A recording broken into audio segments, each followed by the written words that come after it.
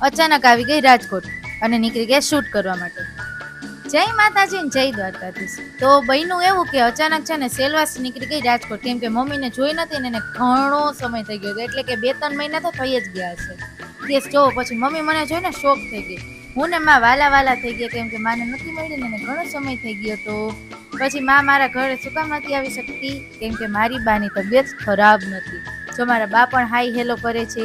પછી અમે લોકો નીકળી ગયા શૂટ કરવા માટે. શૂટ કરવા ગયા પણ એટલો તડકો કે વાત ન પૂછો. પેલા તો વિચાર્યું હતું એક્ટિવા લઈને જાય, પણ એક્ટિવાને કીધું બાય બાય અને પકડી લીધી રિક્ષા. રિક્ષામાં પછી અમે નીકળી ગયા લોકેશન તરફ, પણ લોકેશન અમારું શૂટનું એટલું દૂર હતું કે વાત ન પૂછો. ફાઇનલી અમે પહોંચી ગયા લોકેશને જઈ અને કરી લીધું શૂટિંગ અને ફોટોસ ક્લિક કર્યા, વિડીયોઝ કર્યા. બસ પછી પહોંચી ગયા સોડા પીવા માટે. એટલો તડકો કે તમને ખબર છે, થોડુંક સોડા તો પીવું જ પડે ને. બસ સોડા પીયા ને થોડીક વાર ન્યા બેઠા, કેમ કે એસી ચાલુ હતું. પછી અમે લોકો એ વિચાર્યું કે અહીંયા એમને બેસીને તો ભૂંડા લાગે, એટલે કંઈક મગાવી લે. એટલે અમે મગાવી લીધો પફ ખાઈ અને પછી અમે લોકો નીકળી ગયા ઘરે આવી અને જોયું તો જયરાજભાઈ તો રમી રહ્યા છે.